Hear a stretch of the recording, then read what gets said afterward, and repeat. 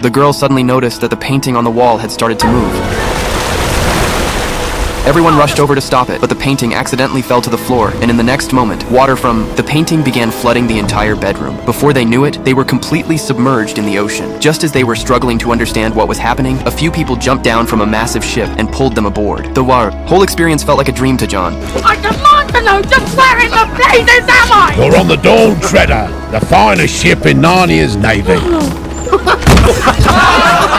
Was it something I said? Meanwhile, the other two kids were welcomed by a man who seemed to know them, because this wasn't their first time here. In fact, this was their third visit. Long ago, they had ruled this world as the original kings in the Legends of Narnia. This time, their journey had a clear purpose: to find the 7 lost lords. They made their way to an island once known for fishing exports, but now it was eerily empty. When they stepped ashore to investigate, they were suddenly captured by slave traders. Fortunately, the crew arrived just in time to rescue them. Elsewhere, Caspian and Edmund, locked in a prison cell, met one of the captured lords. He pointed them toward a small window, through which they spotted a mysterious green mist floating above the sea. Every ship that encountered it had vanished without a trace. Determined to uncover the truth, the crew sailed on, but during their next stop, at a mysterious island, Lucy was suddenly kidnapped by a group of invisible giants. However, the creatures claimed they would release her if she read a spell from a book hidden inside a nearby castle. What house?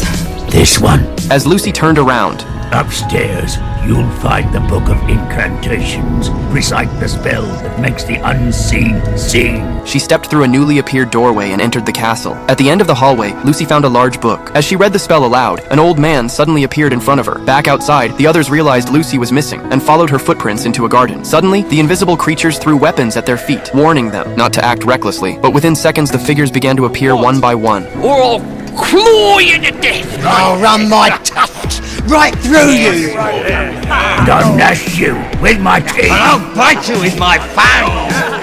And then the castle in the distance began to reveal itself as well. Lucy and the old man emerged from the building. He banished the invisible creatures and explained that he had cast the invisibility spell on them and the castle to protect them from the influence of the green mist. Inside the castle, he showed the group a magical painting. He explained that only by gathering the 7 swords of Aslan could they unlock the power to defeat the evil they were facing. 6 of the swords were still with the remaining lords, and so the crew set out once again on their quest. Before long, they had to stop at a volcanic island due to running low on supplies. Caspian and the others went into a cave and discovered a pool whose water could turn anything it touched into solid gold. Tempted by the treasure, Caspian and Edmund started fighting. The island had begun stirring up their greed. Thankfully, Lucy stepped in just in time and brought them back to their senses. Realizing the danger, they quickly fled the cave. But just then, John, who had come ashore with them, stumbled upon a stream made entirely of golden treasures. He eagerly picked up a golden bracelet from a skeleton and slipped it onto his arm.